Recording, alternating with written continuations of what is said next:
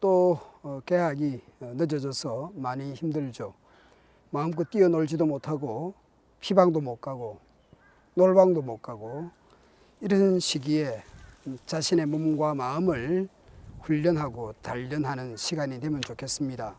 좋은 습관을 가지도록 노력해 보시기 바랍니다. 4월 6일 개학 전까지 어떻게 지낼 건지 하루 일과 계획도 세워보시고 매일 생활 계획표 같은 것도 한번 만들어 보면 좋겠습니다. 오늘 본문에서 예수님께서 두로 지방으로 가셨습니다. 이동 장소와 또 여러 가지 이 본문의 배경에 대해서 미리 알고 있으면 좋겠습니다. 먼저 이동 장소에 대한 것을 이렇게 생각해 보면 좋겠습니다. 일어나서 그 길을 떠나셨다입니다.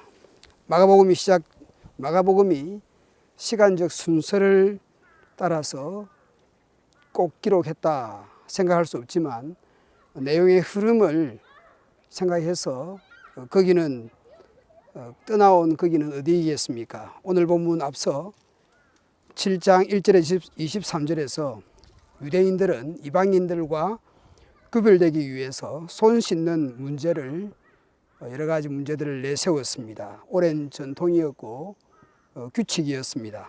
7장 1절을 보면 바리새인들과 또 서기관 중 몇이 예루살렘에서 와서 예수께 모여들었다가 뭔가 종교 지도자들이 예루살렘에서 종교본부에서 조사를 하러 나온 셈입니다. 그런데 하필 그때에 예수님의 제자들이 손을 씻지 않고 음식을 먹었습니다. 믿는 사람과 안 믿는 사람 사이에 뭔가 다르게 보이려고 하는 동기는 좋게 생각할 수 있습니다. 거기다가 코로나19 같은 전염성 감염 질환 예방을 위해서 손 씻는 것은 충분히 권장할 만한 일입니다. 그런데 손 씻는 걸로 너와 나는 처음부터 다르다라는 분리를 생각하고 그렇지 않을 경우에 법을 어겨서 비판을 하는 것은 다른 문제입니다. 이런 바리새인들과 서기관들이 문제를 삼았던 갈릴리 지역으로부터 떠나서 두로로 가십니다. 두로는 이방인의 땅입니다. 두로와 갈릴리는 엄청 먼 거리였습니다. 지도를 한번 보시기 바랍니다. 지도를 보시면 갈릴리 호수 남북 거리가 약 20km에서 21km 된다 그랬는데 이 두로와 갈릴리 사이 또 갈릴리 호수 이렇게 상대적으로 비교해 보면 도로가 직선거리는 아니었을 테고 다수의 사람들이 걸어서 먼 거리를 이행했습니다. 그렇게 했을 때는 뭔가 목적이 있었겠죠. 그런데 아무도 모르게 두로의 어느 집에 들어가셨습니다. 그런데도 불구하고 헬라인 곧 수로보니게 여인이 예수님에 대한 소문을 듣고 찾아옵니다. 이 여인이 예수님의 소문을 어떻게 들었으며 또 두로의 어느 집에 온 것을 어떻게 알았는지 확인할 수는 없습니다. 오늘날 인터넷이나 페북이나 SNS 같은 문명시대가 아니었습니다. 예수님이 귀신을 쫓아내신다는 소문을 듣고 갈릴리까지 예수님을 찾아올 수는 없었지만 간절한 마음을 어쩌면 예수님께서 이렇게 아시고 두로까지 찾아오셨는지 모르겠습니다. 그 여인은 예수님의 행보에 늘 신경을 쓰고 있었다고 생각할 수 있습니다. 언제 우리 두로에나 가까운 데 오지 않는가. 그리고 늘 신경 쓰고 있다가 드디어 어느 집에 오셨다는 소식을 듣고 예수님을 찾아왔습니다. 그 여자는 예수님을 찾아와서 자신의 딸이 귀신 들렸는데 귀신 내쫓아 주시기를 간청하고 있습니다. 부모는 자식이 큰 병에 걸리거나 코로나19 같은 그런 전염 질환에 걸리거나 또 사고를 당하거나 귀신에 들리거나 하는 것은 너무나 고통스러운 것입니다. 여러분들이 아프면 안 됩니다. 예방하고 주의해야 합니다. 여자와 예수님 사이의 대화를 보십시오. 26절부터 29절까지 보시면 유대인은 자녀이고 이방인은 개처럼 여겼던 유대인들의 일반적인 생각을 예수님이 그대로 표현하고 있습니다. 그러나 이 여자 또한 그 말씀에 물러서지 않습니다. 상 아래 개들도 아이들이 먹던 부스러기를 개들이 먹는다라고 답을 합니다. 이방인을 개처럼 취급하더라도 개가 아이들이 먹다 남은 부스러기를 먹듯이 부스러기라도 주시기를 간청하고 있습니다. 곧 자신이 개같이 여기는 이방인이지만 그 부스러기라도 주시기를 간구하고 있습니다. 그러자 예수님은 이 말을 하였으니 돌아가라. 귀신이 네 딸에게서 나갔느니라. 다른 곳에서는 귀신을 꾸짖거나 명령하셨습니다. 오늘 본문에서는 전혀 그런 것이 없습니다. 그 먼 거리에 가셔서 그 수로보니게 여인을 만나시고 그의 딸을 귀신으로부터 회복시키고 있습니다. 오늘 본문을 통해서 성경의 큰 그림을 한 가지 생각해 보면 좋겠습니다. 그리고 중고등부 친구들이 교훈 삼을 것도 생각해 보면 좋겠습니다. 첫 번째 큰 그림은 오늘 이 사건은 구약에서 예언된 말씀이라는 겁니다. 이사야서에 보면 주님께서 이스라엘을 회복시키는데 포로에서부터 회복시키는데 종을 보내시는데 그 종은 이방의 빛이 되게 하시겠다라고 하는 겁니다.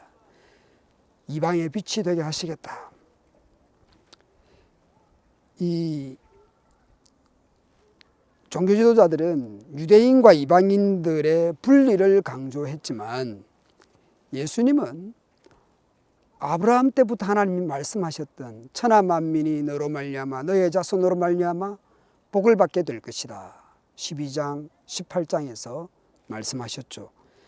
그리고 이방의 빛이 비춰지는 하나님의 그 뜻을 선지자들을 통해서 말씀하셨습니다.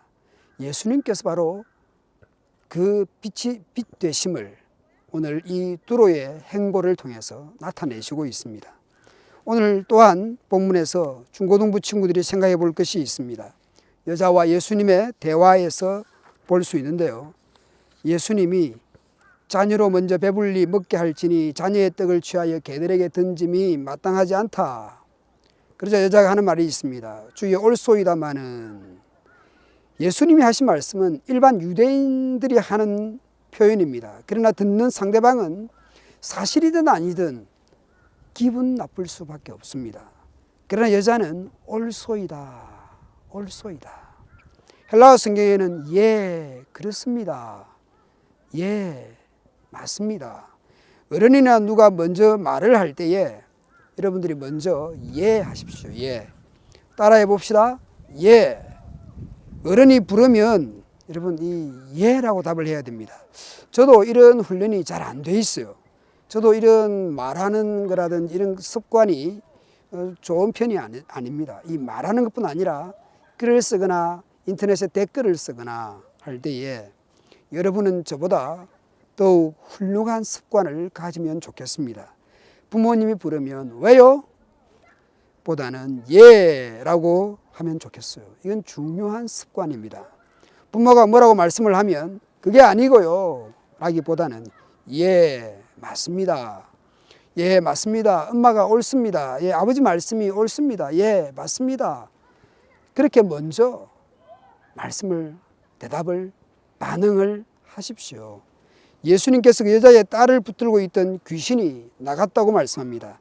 그렇게 된 이유를 예수님이 이렇게 말씀합니다. 이 말을 하였으니, 이 말을 하였으니. 다르게 좀 더 번역을 해서 보면 이 말 때문에, 이 여자가 한 말, 상 아래 개들도 아이들이 먹던 부스러기를 먹습니다 라는 것일 겁니다. 이 말 때문에, 이 여자가 한 말 때문에. 여러분, 예수님께서 결코 기분 좋은 말씀을 하신 건 아닙니다. 그런데 예, 옳소입니다. 옳습니다. 예, 맞습니다. 그러나 개들도 아이들이 먹던 부스러기를 먹습니다. 이 말 때문에, 이 말을 하였기 때문에. 여러분, 말 때문에 이 여자의 이 아이가 나음을 받는 겁니다. 대답을 하고 설명을 하는데 그 말 때문에 치료를 받게 되는 셈입니다. 곧 말에서 믿음이 묻어난 것입니다. 여자가 잘 찾아왔습니다. 간청도 했습니다. 말하는 것에서, 대답하는 것에서 믿음 없음, 예의 없음이 아니라 믿음 있음, 예의 있음이었습니다. 우리 친구들이, 우리 중고등부 친구들을 누가 부를 때에 대답을 하거나 또 어떤 말에 대해서 반응을 하거나 어떻게 내가 말해야 될지, 어떻게 반응해야 될지 생각을 하시기 바랍니다. 여러분의 말 속에서 예의가 있고 믿음이 있고 바른 생각을 가진 그런 말과 댓글과 반응들이 나오기를 바랍니다. 그렇게 믿음이 있고 예의 있는 친구들이 되었으면 좋겠습니다.